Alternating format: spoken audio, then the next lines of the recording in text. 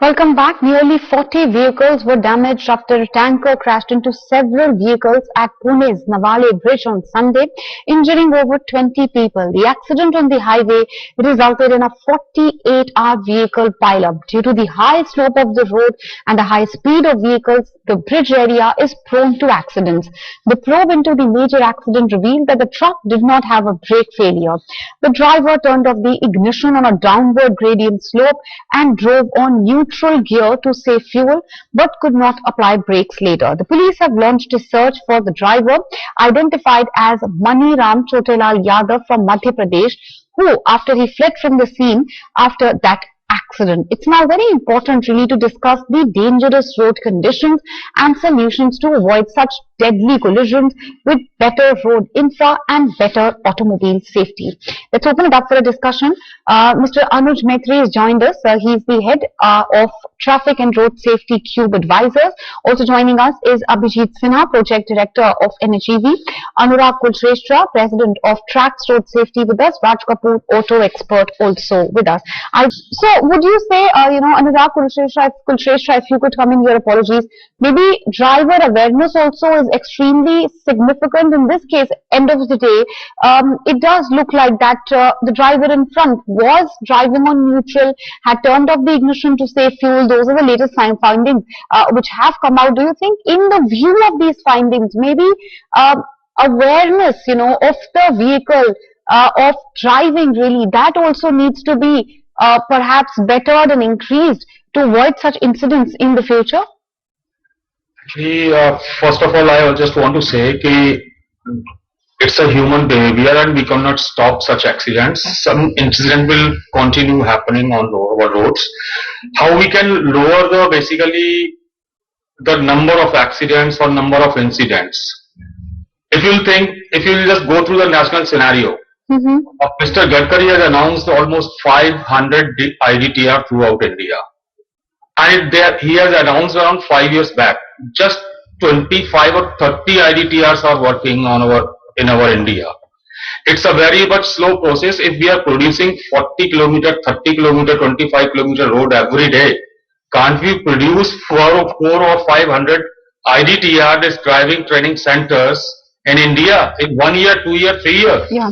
So that is a very slow process and we are avoiding it. Of course, if I am discussing practically about this, there are crores of drivers. We cannot train them, but through the IDTR, we can produce the quality drivers. Yeah. Yes. So we are avoiding this, and this is happening just because of this. And of course, education level has been lowered by the minister.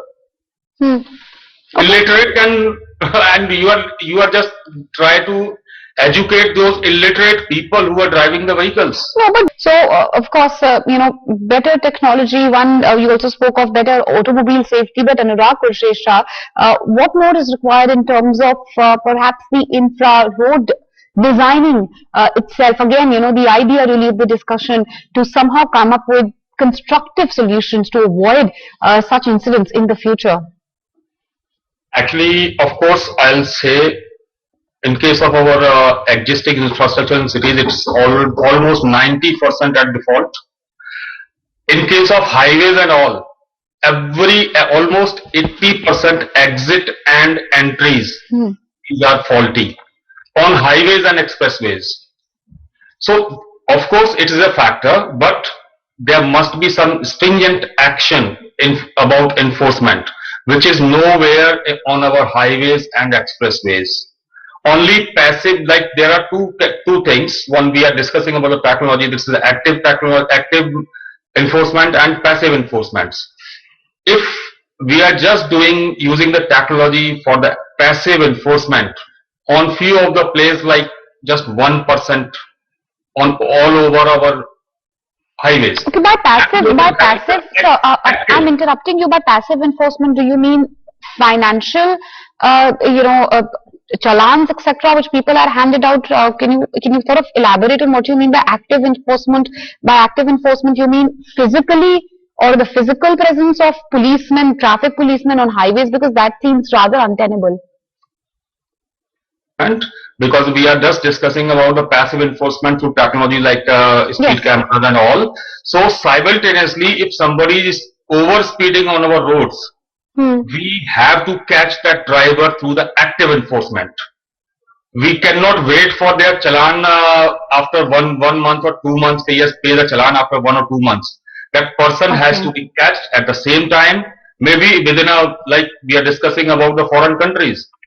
What's happening if somebody is over speeding? It has been stopped somewhere, maybe after 10 kilometer, 15 kilometer through our enforcement agency, and must be penalized. So that is a law of probability. Naturally, we have to focus on that. At least 2% of a driver must be caught, catch on the road. Okay, so this amalgamation of speed and safety, that's also very pertinent. End of the day, I think it's an important point you raised. What is, or rather what are highways for if you can't drive faster on a highway, but safety, of the drivers of other vehicles flying on that highway, that also is paramount, and a delicate balance really has to be found out. We've seen a 40 vehicle pile up in Pune. It's common in other countries, but of course in India, it's not something which we hear of very, very often. The idea really of the discussion was to look at a constructive solution, the way forward, end of the day, to ensure that these sort of accidents, these sorts of pile-ups don't happen in the future. We tried to analyze the road conditions and solutions really to avoid such deadly collisions. It's been a rather riveting discussion. I thank all the experts who joined us with their constructive feedback. It's a wrap on this bulletin. News and updates on the other side.